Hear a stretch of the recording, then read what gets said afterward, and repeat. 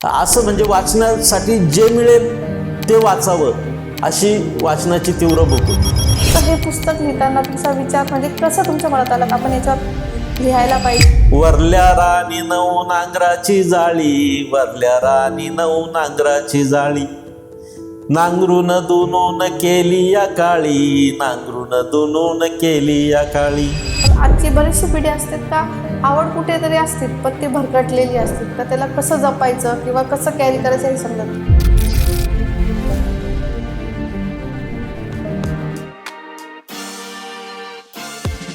नमस्कार, मी शिल्पा वानखेडकर. पुन्हा तुमचं स्वागत आहे एक्सप्रेस विथ शिल्पाला. आज आपण खूप इंटरेस्टिंग टॉपिकवर बोलणार आहे, ते म्हणजे कविता. कविता म्हटले की आपल्या मनाच्या खूप जवळची, आपल्याला लहानपणी बोलता येऊ नये पण चू चू चिमणी ही कविता आपल्याला नक्की लक्षात राहते. आणि ह्याच इंटरेस्टिंग टॉपिकवर बोलण्यासाठी आज आपल्यासोबत आहे श्री किरण भावसार सर. किरण भावसार सर एक कवी, बाल साहित्यिक, पत्रकार आणि समाजसेवक आहे. त्यांनी आज त्यांच्या कविता आज बालभारतीमध्ये देखील प्रदर्शित आहेत. फक्त मराठी नाही तर 10 भाषांमध्ये त्याचं प्रदर्शन झालेलं आहे. सर, तुमचं एक्सप्रेस विथ शिल्पामध्ये मनापासून स्वागत. नमस्कार. म्हणजे सर टॉपिकच इतका इंटरेस्टिंग आहे. कविता म्हटलं का आपल्या खूप जवळचं, म्हणजे लहानपणी असू का आत्ता जरी असू, अशी एकतरी कविता असते जी आपल्या आयुष्याशी जोडलेली असते किंवा तो विषय आपल्याला खूप आपल्या आयुष्यात झाल्यासारखं वाटतो. आणि त्या कवितांची मज्जाच वेगळी. म्हणजे कधी तुम्ही निराश असाल तर तुम्ही एखादी कविता तुम्हाला हसू शकते किंवा कधी तुम्हाला एखाद्या गंभीर विषयावर विचार करायला भार पाडू शकते. असे बऱ्याचशा कवितांच्या आपल्या आयुष्याची लिंक असतं असं आपण म्हणतो. सर, आणि पहिली गोष्ट म्हणजे तुम्ही केलेलं आहे, तुम्ही जे म्हणजे तुमचं बालपण गेलं आहे किंवा एज्युकेशन गेलं आहे ते म्हणजे अशा गावातून जो ऍक्च्युली खूप जणांना माहित पण नाही, वडांगणी शहरातून तुम्ही आला आहात आणि आज तुमच्या कविता बालभारतीमध्ये म्हणजे खूप मोठी अचीवमेंट आहे. तर पहिले तर सर मला तुमच्या जे वडांगणी शहरातून तुमचं कविताला सुरुवात कशी झाली हे जाणून घ्यायचं. वडांगणी हे माझं गाव म्हणजे धड खेडही नाही आणि शहरही नाही, अच्छा, अशा अवस्थेतलं गाव त्याला म्हणता येईल. माझ्या गावाच्या आजूबाजूला 8-10 खेडी आहे आणि त्यांची बाजारपेठ असलेलं माझं गाव वडांगणी. अच्छा. आजूबाजूला खडांगळी, कीर्तांगळी, मेंढी, चोंडी अशी सगळी यमकातली नावं असणारी गाव आहेत. अच्छा. जे कवितेत यमक असतात ते आमच्या गावांनाही वडांगळी, खडांगळी, कीर्तांगळी ही नावं जरी तुम्ही ऐकली तरी तुम्हाला त्यातही एक यमक दिसेल. बरोबर. किंवा मेंढी चोंडी नाव ऐकलं तरी त्यातही रायमिंग. तर अशा गावामध्ये माझा जन्म झाला, तिथेच वाढलो आणि वयाची 32 वर्षे मी वडांगणी गावात राहिलो. आणि त्या गावाची मातीच इतकी समृद्ध, तिने मला जे काही घडवलं ते माझ्या गावाच्या मातेने घडवलं आणि तिथले जे संस्कार आहेत ते खूप महत्वाचे आहेत आणि तेच सगळं माझ्या लिखाणाचं भांडवल आहे असं मला वाटतं. म्हणजे ते तुम्ही जे बोलताय ना, त्या गावाने घडवलं ते कुठेतरी तुमच्यापासून सुरू झालं असेल. म्हणजे जेव्हा आपण जिथं राहतो त्या मातीला आपण जो रिस्पेक्ट किंवा त्याचा जो सन्मान करायला लागतो तर ते रिटर्न मध्ये ऑब्व्हियसली येतं. कधी कधी असतं ना, आपण जिथं राहतो तिथेच खुश नसतो, मला कुठेतरी जायचंय, म्हणजे मला आयुष्यात काहीतरी करायचंय तर मला हे सोडावं लागेल. जेव्हा आपण ती भावना जातो आणि तुमची भावना का त्या गावात काही नसून पण ही म्हणजे हे गाव मला खूप काही देऊ शकतं, ते मी तुम्हाला रिटर्न मध्ये आलं पण असेल. सर, जसं कविता म्हटलं तर हा खूप युनिक विषय येतो म्हणजे आणि कॉमन पण धरू शकतो आपण. म्हणजे एक प्रकारे आता तुम्ही म्हणाल तर मी पण आतापर्यंत 10-12 कविता लिहून झाल्या असेल. असं एक असतं ना का कोणाच्या मनात एक रायमिंग शब्द आले का आपण लगेच ती कविता पटकन बोलतो, पण त्या कुठेतरी आपल्यापर्यंतच असतात. पण हे म्हणजे कविता करणं फक्त रायमिंग वर्ड जवळ नाही, एखाद्या सब्जेक्टला एक सखोलपणे तो सब्जेक्ट मांडून सांगणं, जसं काय आपण कोणाला गोष्ट सांगतोय आणि कवितेत सांगणं खूप अवघड आहे. तर म्हणजे तुम्हाला केव्हापासून वाटलं का मी छान लिहू शकतो वगैरे असं? शाळेत असतानाच शब्दांशी खेळण्याची आवड निर्माण झाली होती. मराठीचे आमचे काही शिक्षक, एक कापडणीस सर, शेलार सर वगैरे असे काही शिक्षक लाभले आणि त्यांनी मनात मराठीची गोडी रुजवली. म्हणजे बालभारती हे पुस्तक खूप आवडायला लागलं. त्यामुळे अनेक कविता तोंडपाठ झाल्या, अनेक कवी आवडायला लागले आणि मग नवीन काय काय त्यांची कविता संग्रह मिळवून काही दिवाळी अंकांमधल्या किंवा कुठे कुठे वृत्तपत्रांच्या पुरवण्यांमध्ये प्रकाशित झालेल्या कविता त्यावेळी वाचण्याचं वेळ लागलं खूप. आणि मी 10वी नंतर मला ITI ला जावं लागलं. अच्छा. 10वी नंतर ITI ला नंबर लागला आणि तोपर्यंत मला असं म्हणजे कविताचं तुम्हाला आधीपासून हे कुठे घरच्यांना माहित होतं का? तर नाही, घरच्यांना वगैरे काही एवढं कल्पना काही हेच नाही. नाही अच्छा. किंवा साहित्याच्या प्रांताशी दूर दूरपर्यंत घरच्यांचा तर काही संबंध नव्हता. पण आपला मुलगा निबंध स्पर्धेत बक्षीस मिळवतोय वगैरे हे थोडंफार त्यांना माहित होतं. पण असं तो काही कविता करायला लागला किंवा काही लिहायला लागला असं काही त्यांना माहित नव्हतं. त्या आमच्या लहानपणी रामभूमी नावाचं दैनिक नाशिकमध्ये निघत होतं अच्छा. आणि त्यांनी अनेक निरनिराळे प्रयोग ते करत होते. त्यांचं मुलांसाठी बालभूमी नावाचं पूर्ण एक पान मुलांसाठी ते द्यायचे त्या अच्छा. काळात. अच्छा. आणि त्या बालभूमीचं ते पान वाचण्यासाठी आमची खूप धडपड असायची. गावात एक सार्वजनिक वाचनालय होतं, पेटी वाचनालय असायचं. आणि मग त्या पेटी वाचनालयात पेपर वाचण्यासाठी तो आणि त्यातलंही ते बालभूमीचं पान वाचण्यासाठी आमची धडपड असायची. मग त्यात पत्रमैत्री असायची, ते पत्र लिहायचे किंवा निबंध स्पर्धा किंवा एखादी कविता असं आम्ही पेपरला पाठवून द्यायचो. आणि पहिली कविता माझी त्या रामभूमी दैनिकात त्या काळी प्रसिद्ध झालेली. अच्छा, म्हणजे तुम्ही लिहिली आणि हो हो, म्हणजे शालेय जीवनातच ती पहिली आणि वृत्तपत्रात छापून आलेली कविता. कितवीत त्यामुळे असताना सर? मी 7वी-8वीत असेल त्यावेळेला. म्हणजे खूपच अमेझिंग आहे. म्हणजे जो 7वी पर्यंत तुम्ही जे वाचण्यासाठी धडपड करत होता, आता लोक ती तुमची वाचायसाठी धडपड करतात. खूप भारी. आणि मग तेव्हापासून थोडं शिक्षकांना किंवा घरच्यांना आयडिया आली असेल का हो. छान लिहितो वगैरे असं? हो. पण सर एक विचारू का, जसं तुम्ही म्हटली का माझी ती पहिली कविता तिथं प्रदर्शित झाली जेव्हा त्या, तर जसं आपण म्हणू का सिटीमध्ये काही गोष्टी खूप इझी होतात कारण तसं फॅसिलिटीज असतात, घरच्यांना त्याचं थोडंफार नॉलेज असतं आपण म्हणू. बरोबर. पण जसं तुम्ही म्हणतात गावाकडे आले जे खूप खेडं पण नाही हे पण नाही, तर तिथे ह्या गोष्टी थोड्या कठीणच जात असेल ऍज हो. Compare to city. बरोबर. मला वाचनाची लहानपणापासून आवड, पण वाचायला पुस्तकं मिळायची नाही. जर वडील कधी सिन्नरला नाशिकला आले तर ते बस स्टँडवर जे बुक डेपो वगैरे असतात तिथून मग चांदोबा वगैरे मासिक आम्हाला वाचायला घेऊन यायचे. तर ते आणल्यानंतर तो इतका आनंद व्हायचा ते चांदोबा मासिक वाचण्याचाही. तर असे खूप आणि वाचनाची भूक इतकी प्रचंड की एखादा किराणा मालात पूर्वी रद्दीतच पुढ्या बांधून यायच्या आणि मग ते रिकामा झालेला कागद तो आम्ही पूर्ण वाचून काढायचो. मग त्यात बातम्या असतील, इतर काही इंटरेस्टिंग विषय असतील, तर असं म्हणजे वाचण्यासाठी जे मिळेल ते वाचावं अशी वाचनाची तीव्र भूक होती. त्या काळात एखादे शिक्षक असे असायचे की ते त्यांच्या नावावर पुस्तक घेऊन शाळेच्या वाचनालयाचं आम्हाला वाचायला द्यायचे. तेव्हा आचार्य अत्रेंचं मी कसा झालो नावाचं आत्मचरित्र आहे, तर ते त्या काळात एका दिवाळीच्या सुट्टीत पूर्ण वाचून काढल्याचं मला आठवतं. किंवा असं ती भूक प्रचंड होती पण वाचायला मिळत नव्हतं.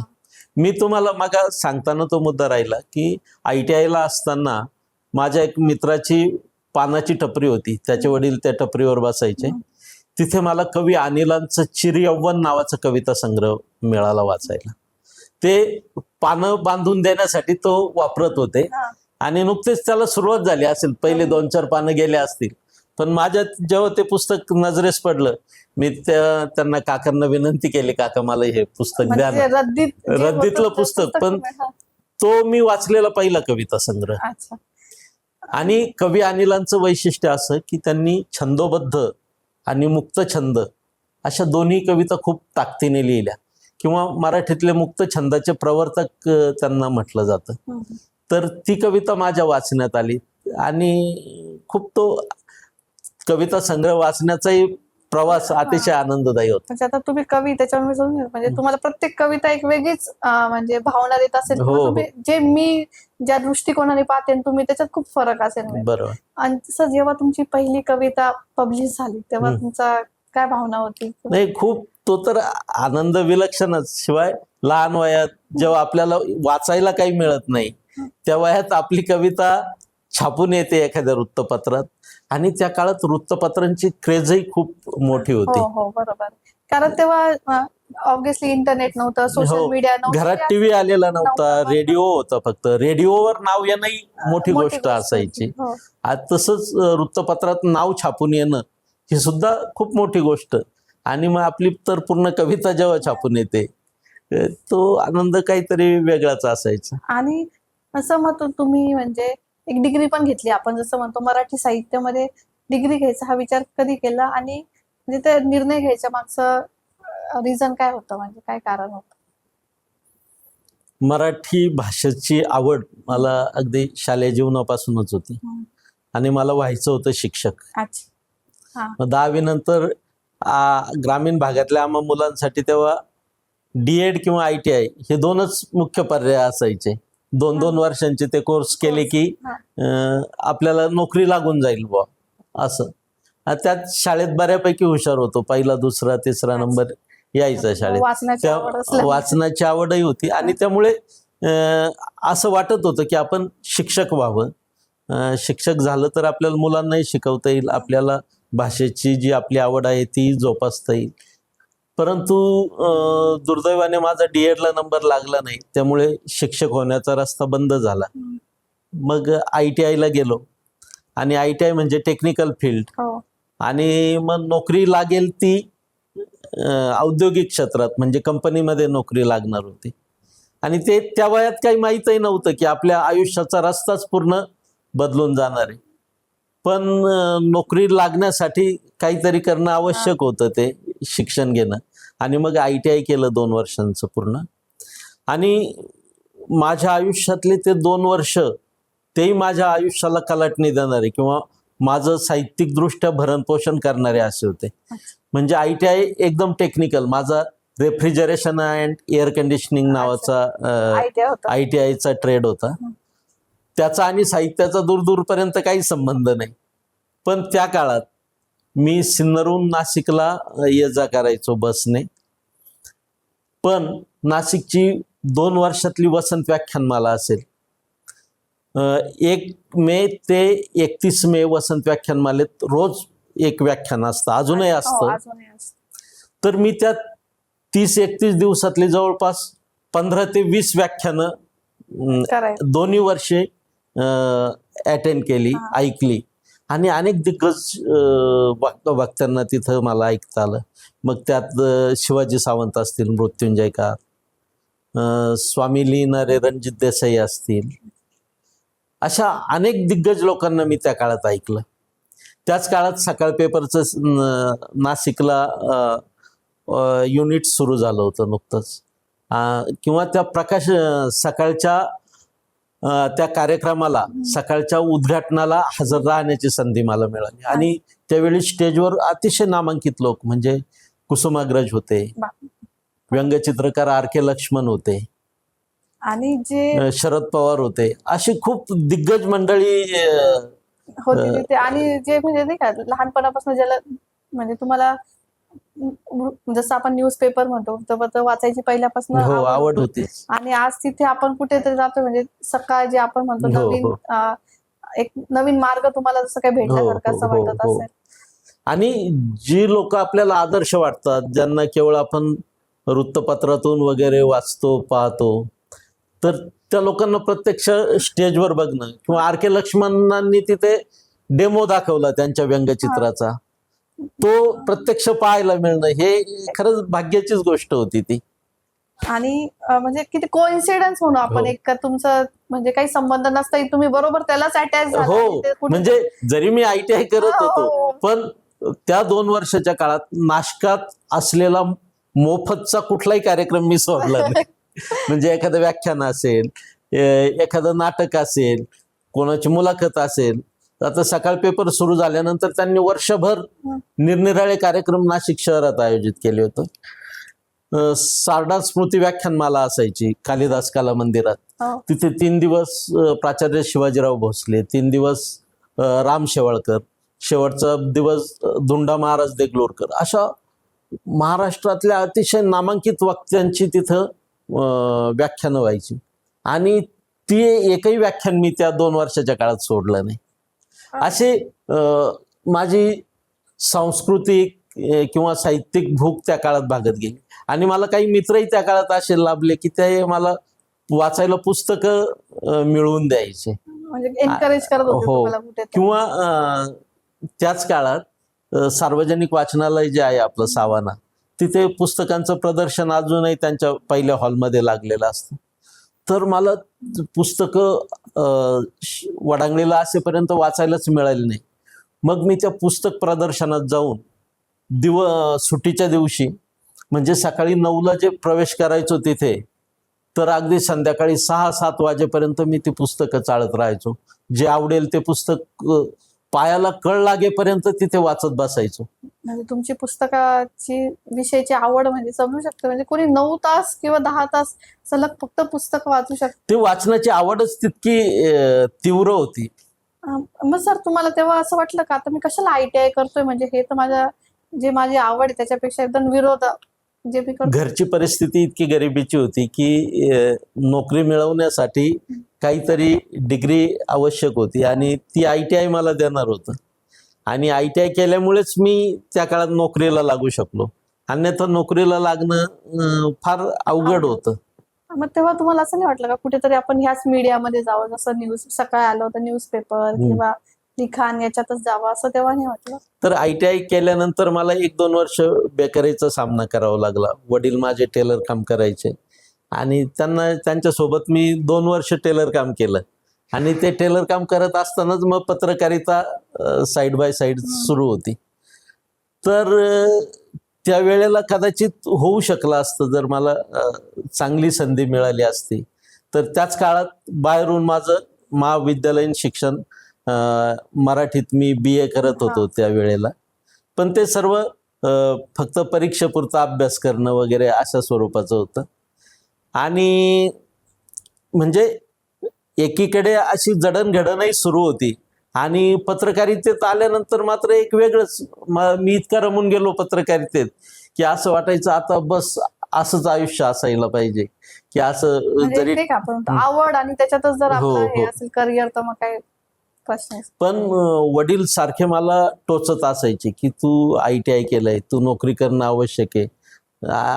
माझ्या वडिलांनी त्या काळात मॅट्रिक झालेले असतानाही त्यांना नोकरी लागली नाही आणि आयुष्यभर शिवणकाम करावं लागलं, ते ग्रामीण भागात. त्यांना असं वाटायचं की माझ्या ह्या मुलाच्या वाट्यालाही तसंच येतं की काय, आपल्यासारखे कष्ट त्याच्या वाट्याला येऊ नये म्हणून ते मला हा गाव कधी सोडील याच्यासाठी प्रयत्न करत असायचे. आणि मी मात्र त्यात रमून गेलेलो असं. म्हणजे एक असतं ना, त्यांनी त्यांचं आयुष्य पाहिलंय किंवा त्यांना वाटलं का जो स्ट्रगल माझ्या लाईफमध्ये झालाय तो मुलाच्या नसावा. एक त्यांचा दृष्टिकोन होता आणि एक तुमचा दृष्टिकोन होता का ज्याला आवड जपायची होती आपली. आणि पत्रकारिता करत असताना मात्र एक गोष्ट झाली की मला लिहिण्याच्या आवडीतूनच पत्रकारितेत गेलो खरं तर, की आपल्याला आता भरपूर लिहायला मिळेल पेपरमध्ये बातमीच्या निमित्ताने किंवा असं. आणि प्रत्येक विषयात बातमी दिसायला लागली. संपादकांनी काही मार्गदर्शन करायचे, त्यामुळे प्रत्येक गोष्टीत मी बातमीच्या दृष्टीने विचार करू लागलो. आणि आमच्याकडे शिमग्याच्या काळात, शिमगा म्हणजे होळी आणि दुसऱ्या दिवशी धुलिवंदन जे असतं त्याला शिमगा म्हणतात. तर शिमग्याच्या दिवशी आमच्या गावात वीरांची मिरवणूक निघते आणि वीरांची मिरवणूक झाल्यानंतर एक गावातलं लोकगीत आहे ते मौखिक परंपरेने चालत आलेलं होतं. म्हणजे गावातल्या 4-6 म्हाताऱ्यांना ज्यांचं वय 70-75 होतं, अशा सगळ्या म्हाताऱ्यांना ते पाठ होतं. आणि ज्यांना पाठ आहे असे 4-5च म्हातारे उरलेली होती. आणि मग त्यांच्या मागे गावातले इतर तरुण मुलं वगैरे ते म्हणायचे. आणि त्याला टिप्पर घाई असं नाव आहे. अच्छा. म्हणजे डफ वाजत असायचे आणि डफाच्या तालावर आपण जसं गरबा खेळतो, म्हणजे एक ते स्पेसिफिक म्युझिक आणि त्याला ते म्हणतो डान्स फॉर्म, डफाच्या तालावर ते टिपऱ्या खेळल्या जायच्या. आणि त्या टिपऱ्या खेळण्यापूर्वी ते लोकगीत म्हटलं जायचं.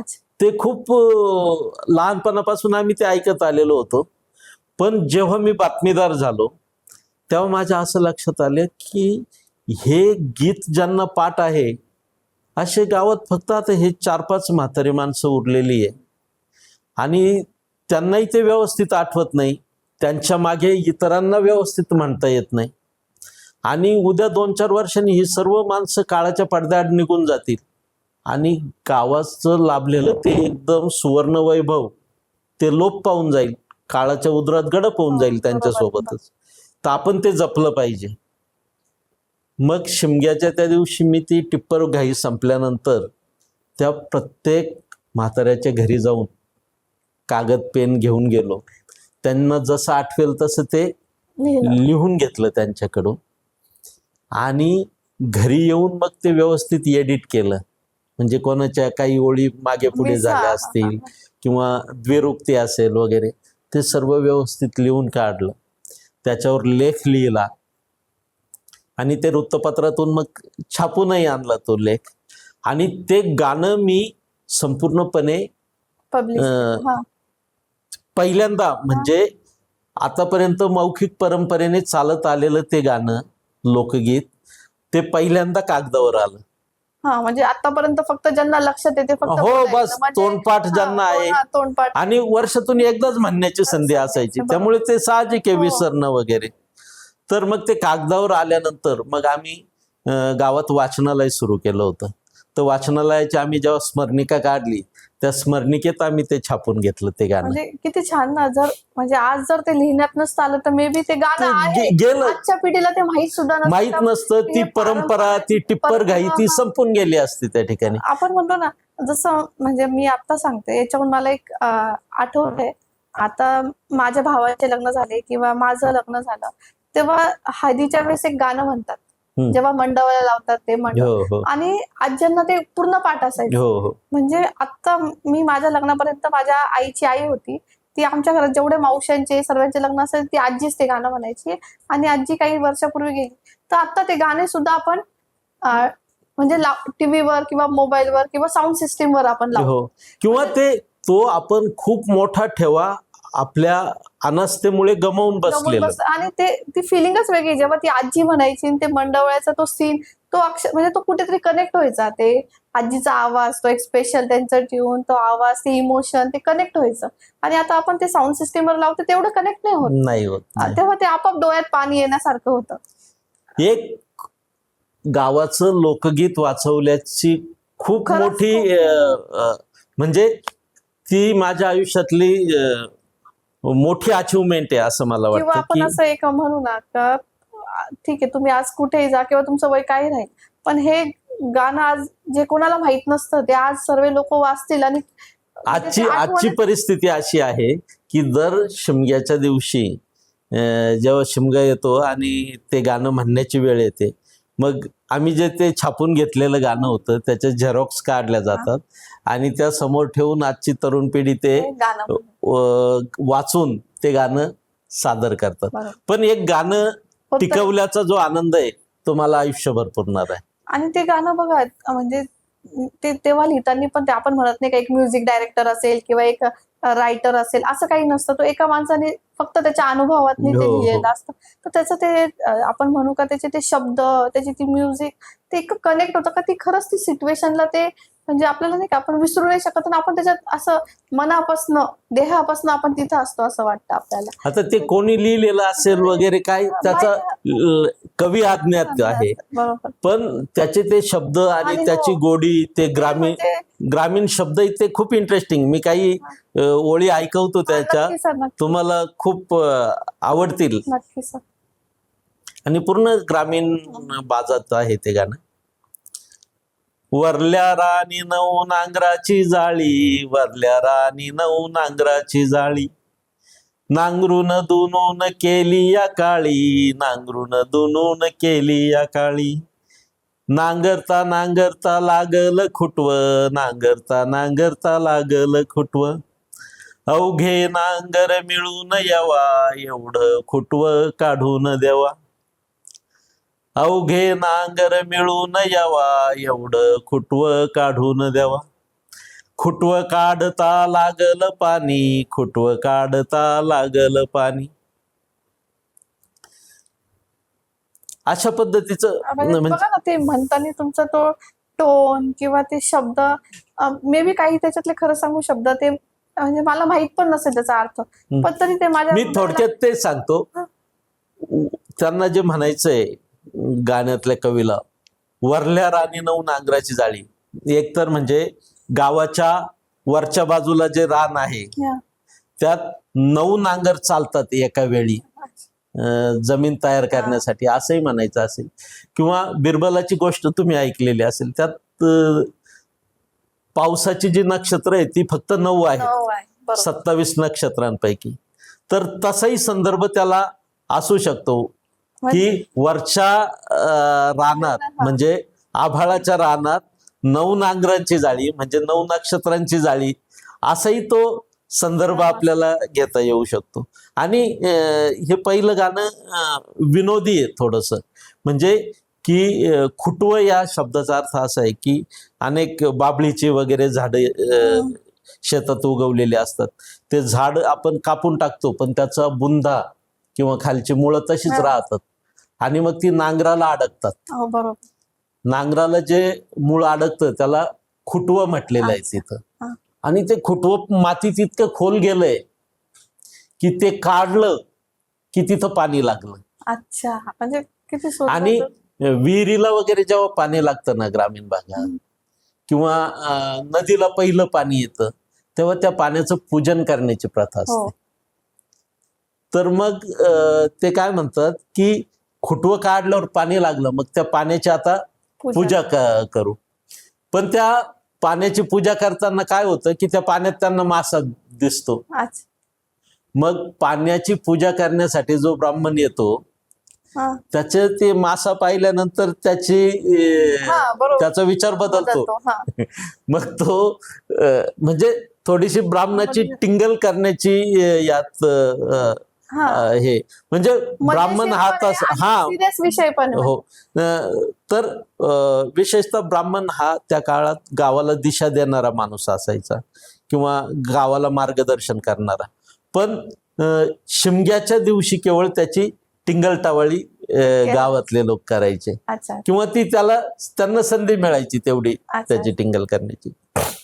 म्हणजे बघा. आणि मग ते त्याने गळ्यातलं जानवं तोडलं आणि त्या मासाला पकडण्यासाठी त्या जानवं तोडून गळ टाकला, असे शब्द पुढच्या त्या गाण्यात येतात. म्हणजे बघा ना, 10-15 होळीचं जरी ते गाणं असतं तर त्याच्या मागे एवढी मोठी स्टोरी. म्हणजे ते किती खूप सुंदर. म्हणजे त्या पुढच्या ओळी अशा आहे, नाऱ्या म्हणतो तळून खाईल, मासा म्हणतो पळून जाईल, असं. आणि मजेशीर एकदम असं. हो हो हो. आणि अशी 4 कडवी आहे त्या गाण्याची. पुढची तर आणखी सुंदर आहे. असं म्हणजे वाचेल सर नक्की. तुम्ही सांगितल्यानंतर तर मी नक्कीच वाचेल. सर, जसं तुमचं पहिलं पुस्तक आलं होतं 2011 साली आलेलं पहिलं तुमचं कविता संग्रहालय, मुळावरची माती सांभाळताना. म्हणजे ऍक्च्युली टॉपिकच किती भारी आहे, मुळावरची माती सांभाळता. म्हणजे हे तर मला कुठेतरी कनेक्ट झालं का आपण ही माती आहे तिला आपण किती जपलं पाहिजे किंवा ती आपल्यासाठी किती महत्वाची आहे.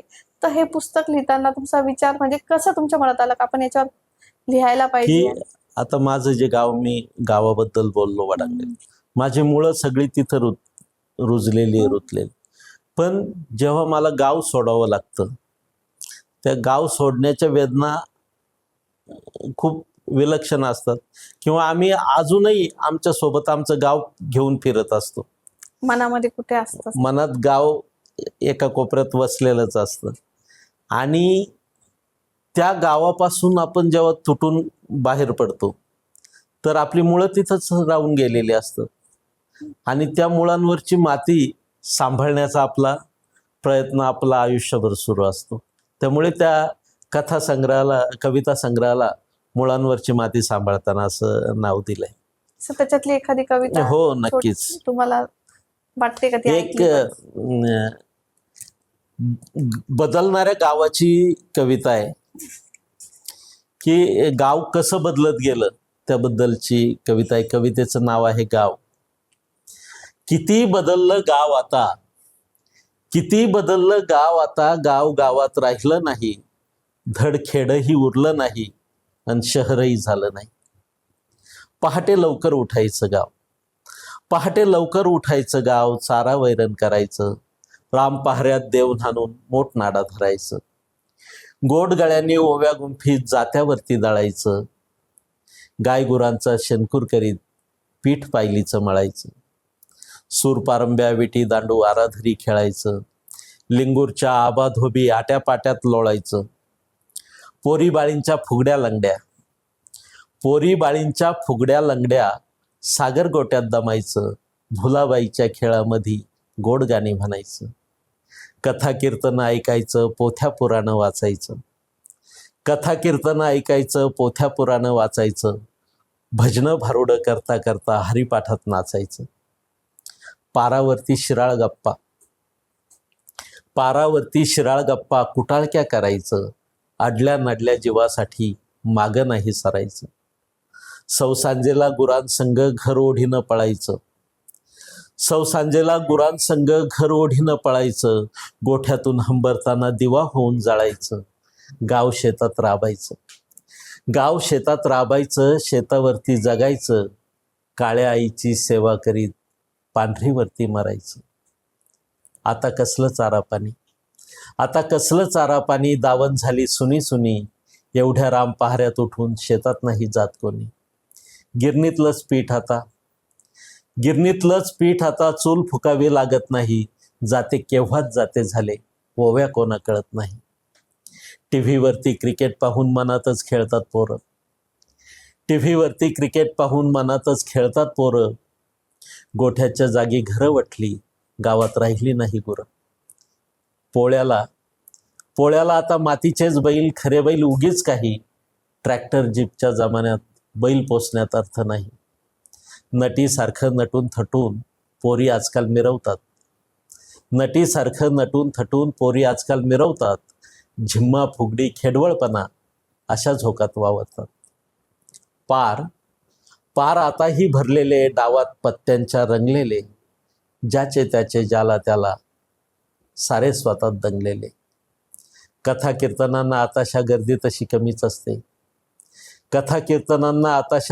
तशी कमीच असते, पुराणातली वांगी टीव्हीवर, देवळात सहसा कुणी नसते. फोन विजेचे खांब आले, चकचकणारे मॉल आले, शहर होता माझे गाव कुठे वाहून गेले. म्हणजे मी पण वाहूनच गेले सर त्या कवितामध्ये. म्हणजे अक्षरशः लहानपणी जन्मल्यापासून तर आतापर्यंतचं ते सर्व पिक्चर माझ्या डोळ्यासमोर नाही का फिरत होतं. लहानपणी 2-3 वर्षाच्या असताना गावाला आजीकडे गेल्यावर ते वातावरण दिसलं, आणि त्यात तुम्ही ते पण सांगितलं का नंतर आपली जी प्रगती झाली त्याच्यामुळे काय चेंजेस आले ते पण म्हणजे काय म्हणतात त्याला, सांगूच नाही शकत, की कनेक्ट होणारी आणि की सुंदर. आणि म्हणजे कुठेतरी ह्या कविताच आहे, तेव्हा बघा ना आपल्याला मुळाशी, म्हणजे मी आता विचारच नाही, मला आता मी फोन जरी खोलला तर मला गावाकडचं पटकन काही आठवत नाही किंवा मी बघतही नाही. आपल्याला पुढे जायचं असतं. आता तुम्ही बघितलं असेल, आताची जनरेशन अशी का तिला मागच्याशी घेणं नाही, फ्युचर म्हणजे याच्यापेक्षा अजून चांगलं काय होऊ शकतं हे. पण जेव्हा आपण कोणाच्या तोंडातून जे आपलं मागचं ऐकतो, का आपले दिवस किंवा आपण लहानपणी कसं होतं किंवा आपल्या मागे कसं होतं ते किती सुंदर होतं, तेव्हा ते वेगळंच फिलिंग येते आणि ते एक कनेक्टिंग असतं. खूप सुंदर लिहिलंय, खूपच सुंदर, सांगू नाही शकत. अशा तर तुम्ही बऱ्याच कविता संग्रह लिहिलाय.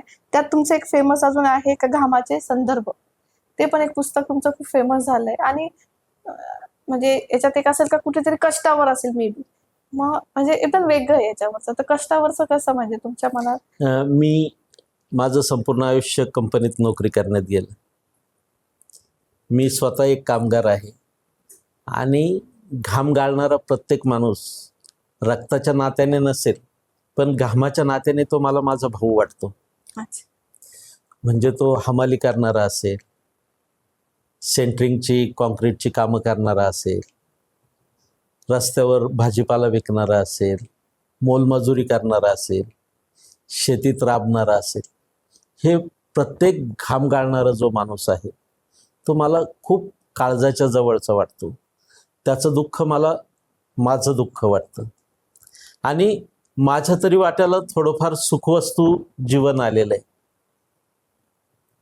त्यांच्या वाट्याला नाही ते. आणि मला त्यांच्या प्रत्येकाच्या ताटातली भाकरी पण नाही होता येत, त्यांच्याबद्दल किती आत्मीयता असली तर आजची कामगारांची अवस्थाही खूप दयनीय झालेली आहे सगळ्याच क्षेत्रातल्या. तर त्यांच्याबद्दल मला जे वाटतं, त्या कामगार जाणीवांच्या सगळ्या कविता या घामाच्या संदर्भ नावाच्या पुस्तकात आलेल्या आहे आणि त्या कविताही माझ्या खूप काळजाच्या जवळच्या आहेत.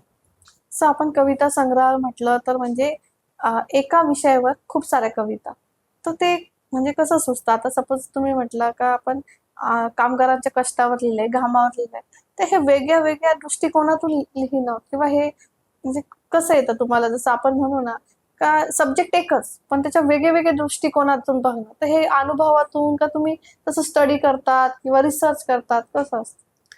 मला वेगळं काही करण्याची गरज भासत नाही असं कामगार जाणीवाच्या कवितांसाठी तरी. कारण मी जे जगलोय भोगलंय, इतर अनेक लोक बघून लिहितात, आम्ही ते भोगून लिहिलेलं असतं.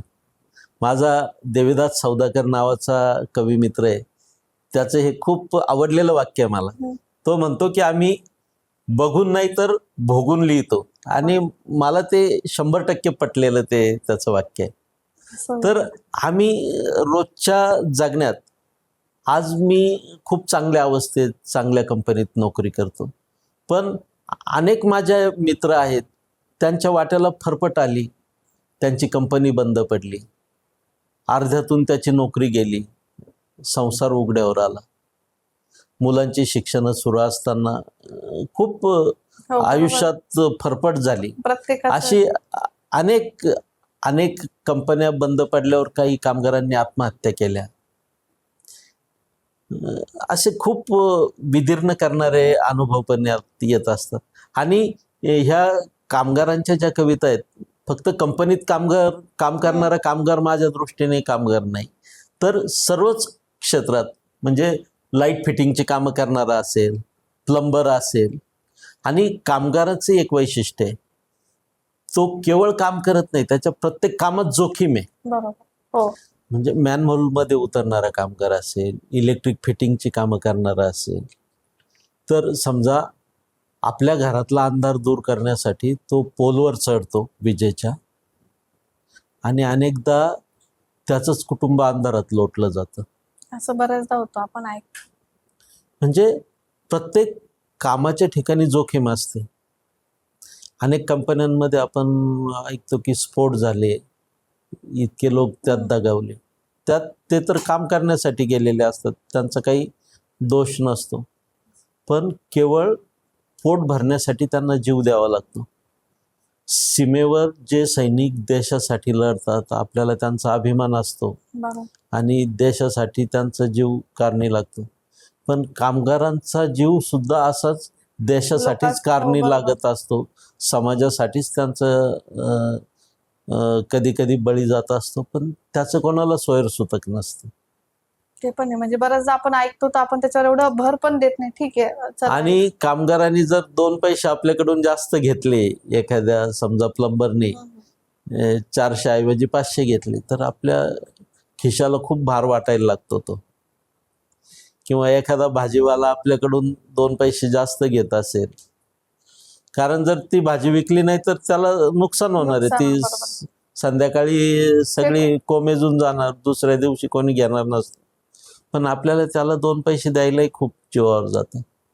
आपण मॉलमध्ये जी छापील किंमत आहे ती सरळ सरळ देतो, पण त्याच्याकडे मात्र भाव केल्याशिवाय आपण भाजीपाला कुठलाच घेत नाही. बरोबर. असं आपल्या त्या कामगारांबद्दल किमान सहानुभूती आपल्या मनात निर्माण व्हावी. एवढ्या ह्या कविता काही तुम्हाला लढण्याचं बळ देतील किंवा खूप खूप आंदोलन उभं करतील अशा ह्या कविता नाही, पण त्या किमान कामगाराबद्दल तुमच्या मनात सहानुभूती तरी निर्माण करतील. किंवा आजचा कामगार कसा आहे, त्याचं जगणं कसं आहे, त्याच्या व्यथा काय, त्या या कवितेतून, या संग्रहातून मांडण्याचा माझा प्रयत्न होता. म्हणजे आणि ते सगळं आपसुक आलंय. म्हणजे मला मे बी तुम्ही ते स्ट्रगल स्वतः केले, माझ्या अवतीभवती सगळं होतं, आणि ह्या प्रत्येक गोष्टीतून थोड्याफार प्रमाणात मी गेलेलोच आहे. पण खरं तर तो विषय खरंच विचार करणार आहे का? बऱ्याचदा आपण जसं तुम्ही म्हटले ना, सीमेवर लढणार आपण लगेच त्याला गृहीत धरतो किंवा एक आपुलकी आपल्या त्याला आपण मनापासून- सलामी देऊ, हो, पण हो, कामगाराला ते आहे. नाही त्याच्या पण वाटेला आपण येत ते. कामगार पण कुठेतरी आपल्यासाठी जातो, ते आपण आपलं गृहीतच नाही धरत. ठीक आहे, म्हणजे तो त्याचं काम करताना गेले, आपण असं म्हणत आपल्या बऱ्याच असं. सर आता हे सर्व जेव्हा कविता ऐकते किंवा तुमचा प्रवास ऐकते, तर तेव्हा मी विचार करते का कविता म्हणजे ह्या लेवलचे का ते इमोशनली आपलं पारंपरिक असू द्या किंवा आपल्या समाजात जे गोष्टी होत आहेत त्याच्यावर कविता आहे, आणि एकदम अपोजिट म्हणजे तुम्ही बाल साहित्य म्हणजे लहान मुलांसाठी कविता लिहिलेली जी कशी रोमांचक असली पाहिजे, मुलांना आवडलेली पाहिजे, त्याच्यातले शब्द एकदम असे आपण म्हणू ना कॅची, म्हणजे मुलांच्या त्यांचं मनोरंजन करणारे असले पाहिजे, त्यांना गंमत पाहिजे असते, अद्भुत पाहिजे असतं, म्हणजे अतिशयोक्ती पाहिजे असते. कारण ते त्याच्यातून इमॅजिन करतात, हो, ते त्यांच्या हृदयाला मेंदूला ती कायम आठवते किंवा त्यांच्या डोळ्यासमोर ते चित्र फिरत असतं. एकदम अपोजिट आहे दोघं जर आपण बघितले सब्जेक्ट. तर मग हे सर्व करताना बाल साहित्याकडे कसे वळालात आणि ते त्याच्याबद्दलच तुम्हाला एक काय म्हणजे आवड कशी निर्माण झाली? साधारण 14-15 साल असेल. मुलांचा अभ्यास घेताना मला ती बालकवितेची नस सापडत गेली. तर मुलांचा जेव्हा अभ्यास घेत होतो, आमचा धाकटा मुलगा त्याला असेच अतिशयोक्ती, आता जो आला होता हो, इथे, हो. तर त्याला अतिशयोक्ती वगैरे असं खूप आवडायचे. त्याला म्हटलं का, अरे तुझा वाढदिवस आहे आता, मग तुला केक केवढा आणायचा? पप्पा ह्या टेबल एवढा केक आणायचा आपल्याला. असं सगळं त्याला सगळं अतिशयोक्ती असायची त्याच्या ह्याच्यात. आणि मग त्यातून मला ते त्यांचं भावी विश्व उलगडत गेलं मुलांचं. शिक्षकांना मुलांचं बालमानस शास्त्र माहीत असतं, मला तसं माहीत असण्याची काही शक्यता नव्हती.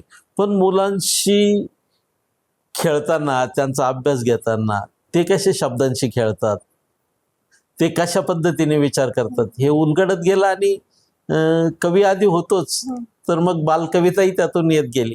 एक मुलांसाठीची बालकविता तुम्हाला ऐकवतो. तर त्याच्यावरूनच मला सुचलेली कवितेचं नाव आहे असं जर झालं तर. आईस्क्रीमचा कोन हवा इतका मोठा, आईस्क्रीमचा कोन हवा इतका मोठा, त्याच्या पुढे वाटावा टॉवर सुद्धा छोटा. थंडगार लस्सी नळातून यावी, थंडगार लस्सी नळातून यावी, ग्लास भरात जमेल कसं, बादली भरून घ्यावी. आंब्याच्या झाडाला मँगो कुल्फी यावी, आंब्याच्या झाडाला मँगो कुल्फी यावी, झाडावरची तोडून वाटेल तेव्हा खावी. चोहीकडे सरबताचे पूर वाहत यावेत, चोहीकडे सरबताचे पूर वाहत यावेत, बर्फ गोळे लाले लाल त्यावर तरंगावेत. असं जर झालं तर किती मजा येईल, असं जर झालं तर किती मजा येईल. उन्हाळ्याची सुट्टी ही गारेगार होईल, उन्हाळ्याची सुट्टी ही गारेगार होईल.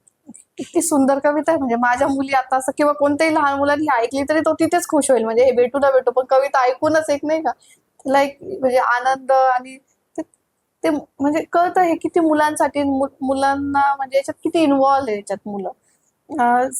जसं बाल साहित्य लिहिताना थोडं मला असं वाटतं का थोडं जास्त अवघड येतं, कारण तिथे तुम्हाला मुलांचं मन जपणं सर्वात अवघड. आपण म्हणतो ना एक वेळेस मोठ्यांना तरी तुम्ही मॅनेज करू शकता किंवा मुलांना मॅनेज करणं खूप अवघड आहे, त्यांचं मन धरणं. तर जसं मुलांचा पर्स्पेक्टिव्ह वेगळा असतो, तर त्याच्यावर तुम्ही कसा अभ्यास केला? म्हणजे का जसं आता बघा ना ही कविता, याच्यात सर्व आलं मुलांच्या आवडीचं, ते इतकं सोप्या पद्धतीने, साध्या पद्धतीने आणि सुंदर त्याला ती ट्युनिंग वगैरे. तर याच्याबद्दलचं तुम्हाला जसं आपण म्हणतो ना रोमांचक कसं वाटलं तुम्हाला, काही आपण बनवू शकतो वगैरे? म्हणजे मी तुम्हाला सांगितलं की माझा असं बालमानस शास्त्र वगैरे असं काही अभ्यास नव्हता त्यात, पण मुलांशी खेळतानाच त्यांचं भावविश्व मला उलगडत गेलं आणि ते मला शब्दातून पकडू शकलो मी. मग मुलांसाठी 2 बालकथा संग्रही लिहिले, एक किशोर कादंबरी लिहिली, किशोर कादंबरी म्हणजे तिच्यात तुमची मित्राची गोष्ट नावाची. आणि मित्राची गोष्ट हा काय सब्जेक्ट आहे? म्हणजे मित्राची गोष्ट हे माझं संपूर्ण बालपण आमच्या ज्या गावात गेलं वाडांगणीत, तर तो सगळा परिसर त्या मित्राची गोष्ट या कादंबरीत आलेला आहे. आणि तिचा नायक जो आहे नवनाथ, तर तो माझा मित्र.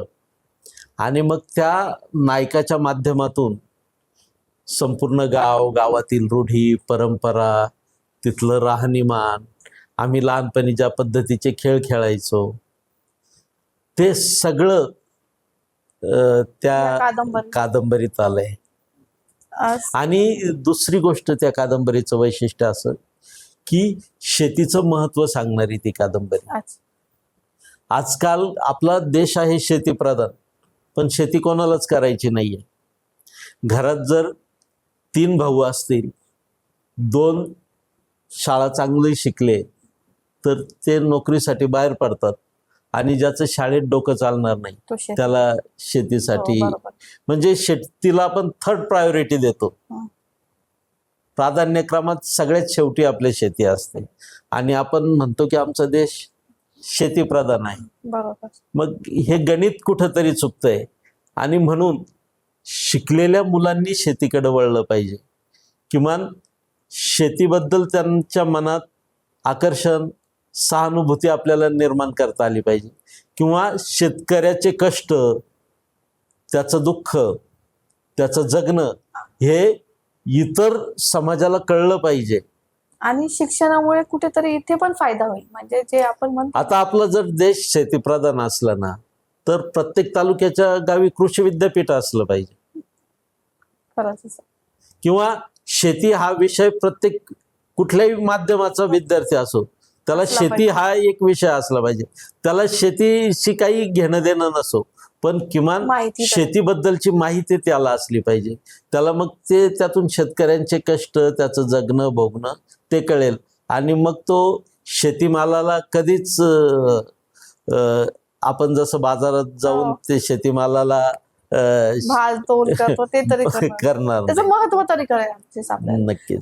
सर, जसं तुम्ही बाल साहित्यात काम करतात, तर तुम्ही आमच्या प्रेक्षकांना किंवा जे ऑडियन्स पाहतायत किंवा माझ्यासारखे जे आता लहान मुलांचे आई वडील आहेत, त्यांना असं मार्गदर्शन काय द्याल का? आपण आता मुलं मोबाईलवर असतात, नाही तर मग टीव्ही बघत असतात, ते सोडून ते असे म्हणजे अशा छान छान कविता, आपण आता लहान मुलांना कविता म्हटलं ना तर शाळेतल्या कविता माहिती फक्त, मग ती बालभारती असो किंवा आता त्या कॉन्व्हेंटला असल्या तर त्यांच्या ज्या पोएम्स असतात त्या असतात, पण इतर एखाद्या स्पेसिफिक गोष्टीवर कविता हे त्यांना माहित नसतात.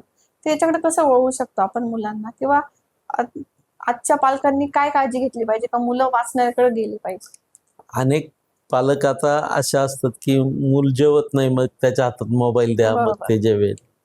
किंवा ते झोपत नाही, मग ते मोबाईल बघता बघता तर आपणच मुलांना ती मोबाईलची सवय लावतोय. तर त्यांच्या मोबाईलऐवजी मुलांच्या हातात पुस्तक कसं येईल? पुस्तकातली मुलांना चित्र खूप आवडत असतात. माझ्या आता बरीच पुस्तकं जी आहेत ना, आम्ही असं मुलांना देण्याचा प्रयत्न करतोय की त्यात मजकुरापेक्षाही चित्र मोठी असली पाहिजे. म्हणजे मी बघितली पण का त्यांचे चित्र अलाइन करतात, त्याला कुठेतरी इमॅजिनेशन वाचायच्या आधीच त्यांची लक्षात येऊन जाते की याच्यात कोंबडा असणार आहे, याच्यात मोर असणार आहे वगैरे. म्हणजे आता मी पुन्हा माझ्या मुलाचंच उदाहरण देईल की त्याला तेव्हा वाचता येत नव्हतं, 3-4 वर्षाचाच असेल, शाळेत जात नव्हता, पण त्याला जर असं चित्रांचं गोष्टीचं पुस्तक दिलं होतं तर तो चित्रावरून गोष्ट सांगायचा. बरोबर आहे, माझ्या मुली म्हणजे तो चित्र वाचून हे काय असेल ती गोष्ट ते सांगण्याचा प्रयत्न करायचा. म्हणजे असं जर मुलांना काही दिलं आपण, बरोबर, तर त्यांना पुस्तकाची आवड लागेल.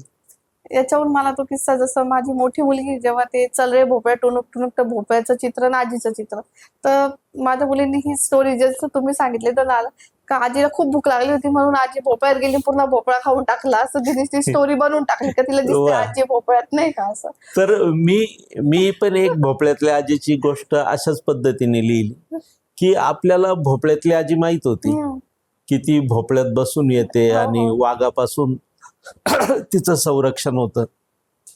तर माझ्या गोष्टीतली मुलगी अशी कल्पना करते की नॅनो गाडी घेऊन येणारी आपली आजी आहे, ती नॅनो गाडी ही तिच्यासाठी भोपळा आहे. अच्छा. आणि तो भोपळा पूर्वीचा सरपटत यायचा किंवा घरंगळत यायचा, हा चाकांवर फिरत येतो भोपळा. किती छान ते इमॅजिनेशन आहे, म्हणजे आजच्या पिढीची. म्हणजे तसं आजच्या पिढीशी आपल्याला कनेक्ट होता आलं पाहिजे. म्हणजे आता कविताशी प्रेम तर मला तुमचं दिसलंय का, तसंच तुम्हाला 5वी 6वी पासूनच होतं, तुम्ही भरपूर कविता लिहिल्या. पण आता पत्रकारिता आपण जर बघितलं तर तो वेगळा विषय येतो. कविता म्हणजे कुठेतरी तुम्ही एखाद्या विषयावर जपून राहणार आणि प्रत्येक वेळेस नवीन विषय, मग त्याच्यावरचे थॉट्स वेगळे, डिसिजन वेगळे किंवा त्याच्याकडे बघायचा पर्स्पेक्टिव्ह वेगळा. तर मग तुम्ही हे कसं म्हणजे ह्या क्षेत्रात कसे गेले आणि याला 10 ते 12 वर्ष तुम्ही लोकमत मध्ये काम केलेलं आहे, तर ही जर्नी कशी होती तुमची? पत्रकारितेचा खरं तर पत्रकारितेचा हा जो प्रवास आहे किंवा ग्रामीण भागातल्या पत्रकारांना, तसं तो लष्कराच्या भाकरी भाजण्याचाच एक प्रकार. अच्छा. मी म्हणजे 50 रुपये मानधनावर अच्छा. लोकमतचं तेव्हा 12 वर्ष काम केलंय. 50 रुपये महिन्याला मानधन मिळायचं. पण लिखाणाची आवड होती. आपण लिहिलेलं पेपरमध्ये छापून येतं. त्याचा आनंद. हजारो लोक ते वाचतात आपण छापलेलं. तर हा आनंद होता. मी दिवसातले 3-3, 4-4 तास तेव्हा नोकरी व्यतिरिक्त पत्रकारितेसाठी देत होतो. तो खूप आनंदाचा विषय होता. पण अनेकदा त्यातून वादही निर्माण झाले पत्रकारितेतून. म्हणजे आपल्याला ते गोष्टी पटत नाही आणि ते दाखवणं किंवा ते दिसणं हे मे बी त्याच्याहून झाले असेल असं मला सांगतो.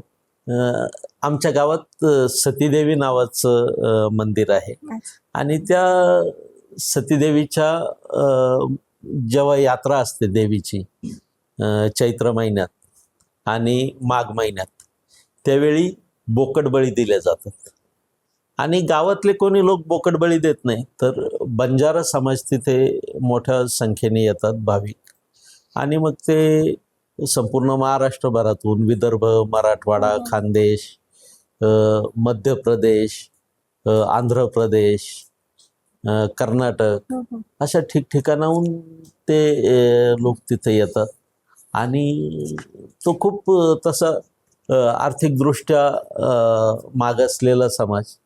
अनेक लोक ऊसतोडी वगैरे करून तिथे यायचे आणि त्यांचं वर्षभराची कमाई तिथे बोकडबळी आणि त्याच्यासाठी येणाऱ्या खर्चाबाई त्यांची संपायची. तर ती प्रथा चुकीची आहे असं पत्रकारितेत आल्यानंतर आणि तुम्हाला सांगितलं की प्रत्येक गोष्टीत बातमी दिसायला लागली. तर आपल्या गावात हे काहीतरी चुकीचं घडतंय आणि ही प्रथा बंद झाली पाहिजे असं वाटायला लागलं आणि मग आम्ही त्या प्रथेविरुद्ध बातम्या द्यायला सुरुवात केली.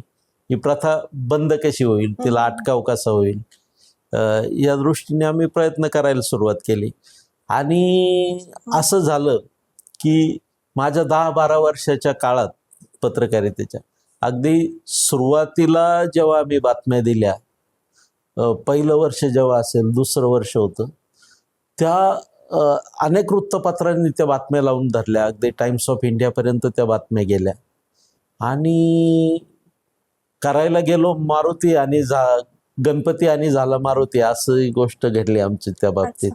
ती आम्ही प्रथा बंद व्हावी म्हणून आम्ही प्रयत्न केले, पण ते प्रसिद्धीमुळे उलट प्रसिद्धी झाली आणि पूर्वी जर 1000 बळी दिले जात असतील यात्रेत, तर आता त्याची संख्या 10,000च्या आसपास गेली वर्षभरात. म्हणजे ते का झालं? जर एवढा विरोध होता तर लोकांमध्ये जागरूकता होती तर काय असतं की धार्मिक भावना ही आणखी वेगळी गोष्ट आहे किंवा अंधश्रद्धा सगळ्यांच्या लक्षात यायला किंवा त्या कमी व्हायला खूप वेळ लागतो. काही दिवसांनी होईलही कमी, पण अजून तरी आम्ही करायला गेलो एक आणि झालं भलतं अशी गोष्ट त्या बाबतीत झाली आणि ते मला खेदही वाटतो त्या बाबतीत की आपण कशासाठी हे केलं होतं आणि काय झालंय.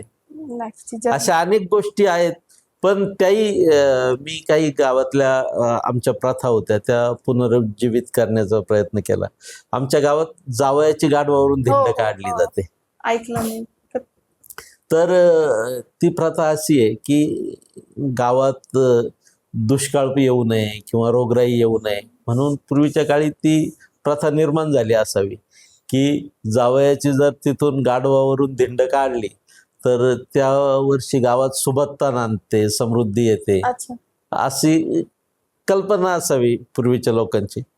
पण तेव्हा जावई गाडवावर बसायचे का? म्हणजे ती म्हणजे कल्पनाच- ज्या गावात घोड्यावरून मिरवलं जातं गेलेलं आहे लग्नाच्या काळात, हा. त्याच गावात नंतर गाढवावरून मिरवलं जाणं, आणि ती मिरवणूक साधी नसते. अच्छा.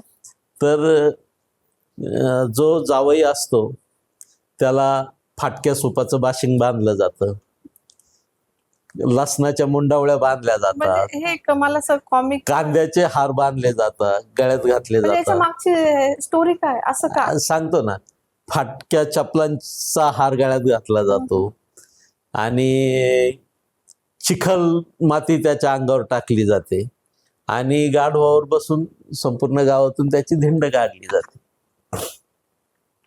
तर हे सर्व चेष्टेचा भाग असतो त्या, अच्छा. आणि खिलाडू वृत्तीने जावई पण ते करतात. स्वीकारतो. हा, हा. म्हणजे कोणत्याही जावयाची धिंड नाही काढली जात. तर ज्याला गावात प्रतिष्ठा आहे, अच्छा. सन्मान आहे, असाच जावई शक्यतो धिंडीसाठी आणि निवडला एवढा जातो. प्रतिष्ठा आणि समय जावई तयार पण व्हायचे तेव्हा कसं? हा, मग जावई म्हणजे गावातली जी तरुण पिढी आहे त्यांचा तो मेवणा, दाजी. अच्छा. हा. आणि दाजी आणि मस्त. मेवण्यांचं नातं हे हा. चेष्टेचं नातं असतं. मग ते चेष्टेत एकमेकाला काही ते ऑफर करतात. मग मेवणे म्हणतात की यावर्षी तुम्हाला घोड्यावर बसायचं. मग दाजी म्हणतात की मग तुम्हाला मला जर रेमंडचा ड्रेस घेता असले तर बसतो मी.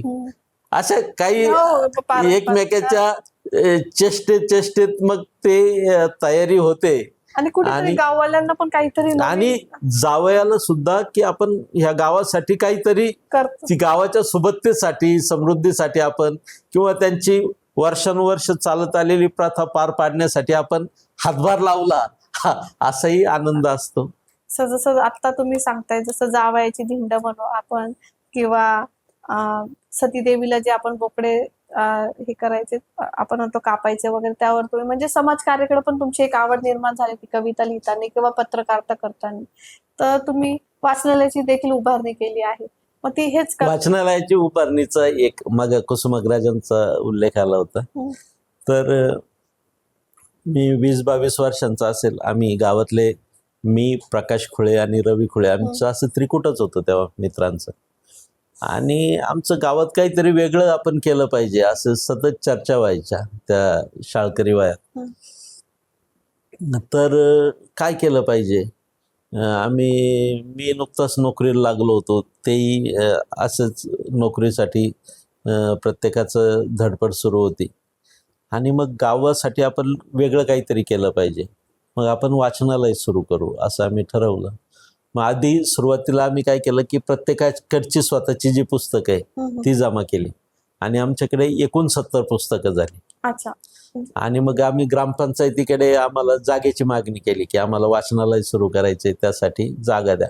मग वाचनालय, ग्रामपंचायतीची एक जुनी इमारत होती कौलारू विटा मातींची, ती इमारत त्यांनी आम्हाला वाचनालय सुरू करण्यासाठी दिली.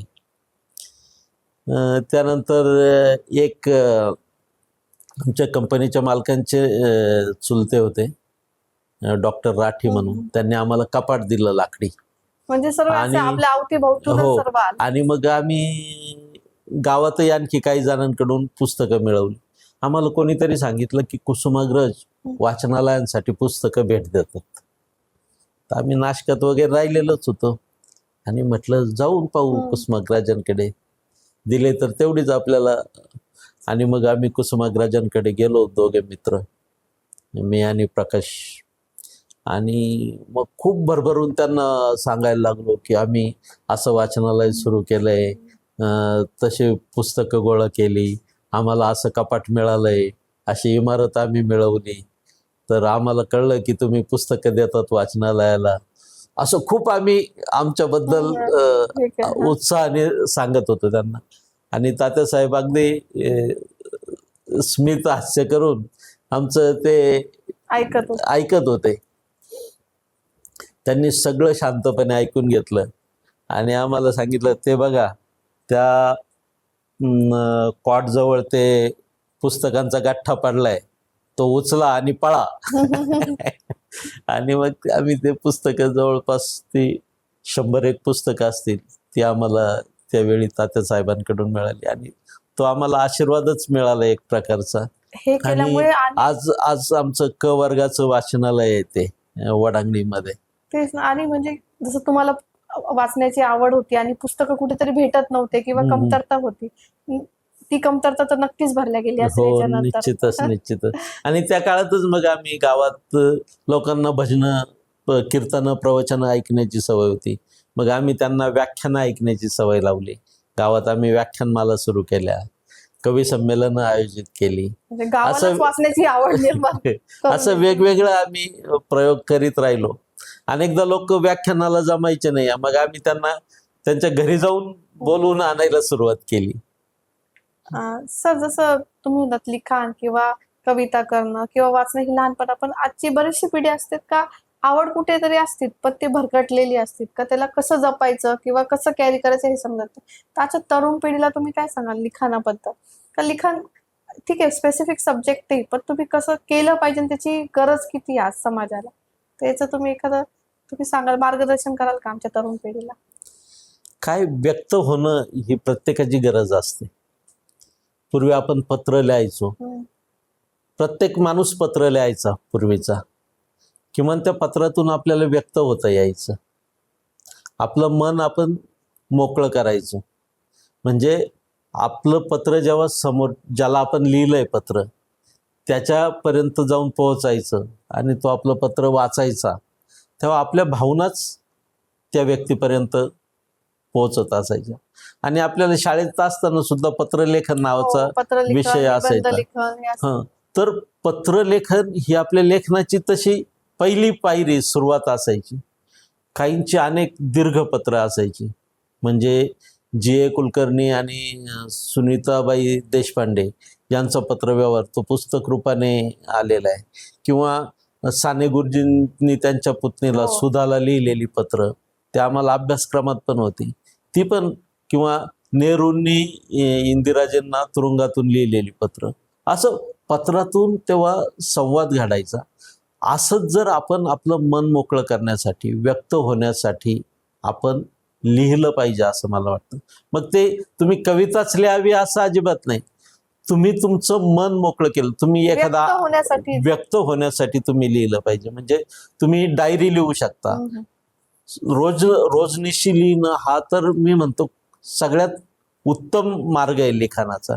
आणि त्यातून तुम्ही दिवसभरात घडलेला एखादा चांगला प्रसंग असेल, एखादं चांगली गोष्ट तुम्ही केलेली असेल, बरा वाईट आलेला अनुभव असेल, तो तुम्ही जर लिहित गेलात रोज, तर ती रोजनिशीचं सुद्धा तुमचे वर्षभरात जे तुम्ही लिहिलेलं असेल त्याचं एखादं छान पुस्तक होऊ शकतं. किंवा ते आपल्याला इतकं प्रेरित करू शकतं. हा, तुम्ही जेव्हा कधी ते वाचून पाहिलं किंवा इतरांना जरी वाचून दाखवलं तरी ते खूप आणि आपल्यासाठी आनंददायी असतं.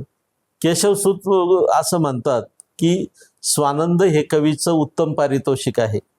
तर प्रत्येक कवीने कविता काही इतरांसाठीच लिहिली पाहिजे असं नाही, तर त्यांनी ती स्वतःसाठी मुख्यतः लिहिली पाहिजे. आणि असंही स्वांत सुखायही साहित्य असू शकतं आणि चांगलं असू शकतं.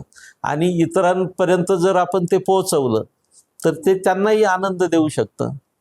म्हणजे सर, तुम्ही जसं कविता लिहितात, पत्रकारिता करतात, तुम्ही सध्या मराठी भाषेला किंवा साहित्याला कुठे बघतात किंवा तुम्हाला असं वाटतं की आता 5 वर्षात काय झालं पाहिजे असं तुम्हाला वाटतं? कुठे कमतरता आहे किंवा कुठे खूप छान झालंय असं आता खरं तर आपल्या भाषेला अभिजात दर्जा मिळालाय मराठी भाषेला. आणि जरी लोकांची वाचनाची आवड कमी होत असली किंवा अनेक लोक म्हणतात की मराठी भाषेला वाईट दिवस आले, पण मला तसं वाटत नाही. पण प्रत्येकाने आपापल्या परीने भाषा जपली पाहिजे. अगदी तुमच्यासह आपण तसे प्रयत्न केले पाहिजे. आपण आपल्या घरात आपल्या मुलांशी आवर्जून आपल्या भाषेत, मातृभाषेत बोललं पाहिजे. प्रत्येक पर्यायी इंग्रजी शब्द वापरण्याऐवजी आपण मराठी शब्द, आता माझ्याही बोलण्यात अनेक इंग्रजी शब्द येतातच, पण आपण ते कटाक्षाने जर जेव्हा मराठी शब्द वापरू. किंवा काय झालंय की आता आपल्या घरात पूर्वी पाटा वरवंटा होता, आता तो आपल्या स्वयंपाकघरातून निघून गेला, ते शब्द पण आपल्या आयुष्यातून बरोबर. निघून म्हणजे गेले. काही काही शब्द जसं मला माहित नाही, मे बी माझ्या मुलींना तर माहित काय ऐकण्यात पण येणार नाही. आता आपल्या घरात वॉशिंग मशीन आलं, पण धुणं धुताना जे धोपटणं असायचं ते निघून गेलं, ते धोपटणं हा शब्दही गेला. अशा आपल्या वापरातून जे बदल आपल्या आयुष्यात घडत जातात, त्यातून आपल्या भाषेतले अनेक शब्द निघून जातात भाषेतून. तर ते कसे टिकवता येतील? पूर्वी माझ्या आजीच्या भाषेत प्रत्येक वाक्यात एखादी म्हण असायची. हो, आता आपल्या भाषेत आपण बोलताना किती म्हणींचा वापर करतो याचा आपण विचार केला पाहिजे. आणि त्या इतक्या रोमांचक आणि लगेच हसवणाऱ्या, म्हणजे आपण उशिरा जरी उठलो त्याच्यात ती आजी एक म्हण म्हणून द्यायची का ते आपण आनंदाने उठायचो. हो, म्हणजे म्हण जे असते ना ती एक ओळीची कविताच आहे. वाक्प्रचार असतो. मग ज्या माणसाच्या बोलण्यात म्हणी, वाक्प्रचार वगैरे असतात, त्याचं बोलणंही ऐकायला आपल्याला छान वाटतं, गोड वाटतं. आणि बोलूशी वाटतं आपल्याला. हो, म्हणजे टोमणा मारत एखादी व्यक्ती बोलत असते, ते सुद्धा एक प्रकारचं काव्य आहे असं मला वाटतं. बरोबर. आणि ते आज्यांमध्ये असायचं, म्हणजे ते रागवून जरी बोलला तरी त्याच्यात ते एक आपण म्हणतो ना हसण्याचं किंवा मिश्किल असं ते शब्द असायचे. हो, निश्चित. त्या रागात जरी असल्या तर. सर, आता आपण एक असा राऊंड घेणार आहे जो मजेशीर आहे, म्हणजे तुम्हाला एका शब्दात किंवा एका वाक्यात तुमची भावना द्यायची आहे. तर त्याला रॅपिड फायर राऊंड आहे. कविता का कादंबरी, काय आवडतं तुम्हाला लिहिताना? कविताच आवडते, पण आता पुढचं येणारं पुस्तक माझं ठरवून कादंबरी असेल. अच्छा. पत्रकारिता की साहित्य? साहित्य. मोठ्यांसाठी लिहिणं सोपं की मुलांसाठी? मोठ्यांसाठी. सर्वात आवडता स्वतःचा कोणता कविता संग्रह आहे तुमचा आतापर्यंत? मी आपला उगीचच नावाचा माझा कविता संग्रह आला होता. माझे एकूण 3 कविता संग्रह आतापर्यंत आले. मुळांवरची माती सांभाळताना, त्याला 3-4 पुरस्कार मिळाले, त्याचं बऱ्यापैकी कौतुकही झालं. त्याला विशाखासारखा पुरस्कार मिळाला महत्वाचा. त्यानंतर घामाचे संदर्भ जो कविता संग्रह आला कामगार जाणीवांचा, त्याला महाराष्ट्रभरातील महत्वाचे 20 पुरस्कार मिळाले. पण तो मी आपला उगीचच त्याला किरकोळ 1-2 पुरस्कार मिळाले. पण माझा तो अतिशय आवडता कविता संग्रह होता. त्यातल्या कविताही माझ्या खूप आवडीच्या कविता होत्या. तर कविता वाचून दाखवा. निश्चितच. कवितेचं नाव आहे चक्रव्यूह. घर नाचत असतं आनंदानं, बागडत असतं मस्तीत, मी मात्र बुडून गेलेलो मोबाईलमध्ये. हे असलं काही रुचत नसतानाही जरूर तेवढा आदर ठेवीत, घर येऊ पाहतं जवळ, सामील करू पाहतं त्याच्या छोट्या छोट्या आनंदात, तरीही मी अकंठ बुडालेला व्हॉट्सॲप फेसबुकात. मला स्वस्थ बसू देत नाही नव्याने सुचलेली कविता, अन इथं तिथं ती पोस्ट करण्याची उबळ. मी प्रवाहपतीत वाहवत जातो सवंग लाटेसोबत, इंटरनेटच्या महाजालात अडकत जातो पुरेसा, चक्रव्यूहातल्या अभिमन्युगत. जोडतो नवनवे मित्र न पाहिलेले, ऐकवतो पाठवतो काही बाही, अन तळमळत राहतो प्रतिक्रियेसाठी. घराला तरीही हवा असतो मी, घराला तरीही हवा असतो मी, हवं तर भांडणंही काढतं ते माझा वेळ मिळावा म्हणून. मोबाईल दुश्मन वाटू लागतो घराला, मोबाईल दुश्मन वाटू लागतो घराला. पप्पा खेळा ना आमच्याशी, पप्पा खेळा ना आमच्याशी, मुलं केविलवानं बोलतात. तेव्हा बऱ्यापैकी झापड उडालेला मी दूर झालेला असतो स्मार्टफोनच्या मायावी महाजालापासून, अन रमून जातो घराच्या खऱ्याखुऱ्या आनंदी दुनियेत. आणि हे कसले मेसेज येत आहेत कधीचे. मैं तड़प रही हूँ आपकी कॉल के लिए, आप है कि फोन ही नहीं करते. बनाइए नए दोस्त, करिए हॉट गपशप, केवल 3 रुपये प्रति मिनिट. अरे हट. खूपच सुंदर. म्हणजे पण सर म्हणजे ह्या कवितांमध्ये मला एक भारी काय वाटलं की ठीक आहे तुम्ही ते आपल्या याच्यावर लिहिलं, पण तुम्हाला आजचं जनरेशन काय हे सर्व माहिती आहे. म्हणजे तुमचे शब्द देखील पारंपरिक मराठीत साहित्य विषय असले तरी पण तुम्हाला आजचे सर्व जे टॉपिक्स आहे, हॉट टॉपिक्स जे म्हणतो, ते सर्व त्या कवितांमध्ये घेतलेले आहेत. मस्त सर. सर एका शब्दात कविता म्हणजे काय असते? कविता, मी मागे सांगितलंच की कविता जगण्याला वेढून असते. कविता म्हणजे तर माझा श्वास आहे. कविता लिहितो म्हणून मी, कविता हे माझं औषध आहे जगण्याचं. कविता जर माझ्या आयुष्यात नसती तर कदाचित मी शून्य असतो. मस्त. सर्वात अभिमानाचा क्षण आतापर्यंत? अभिमानाचे अनेक क्षण येऊन गेले, पण तसा एखादा अभिमानाचा क्षण आयुष्यात अजूनही यावा याची प्रतीक्षा आहे. येतील सर, नक्की येतील.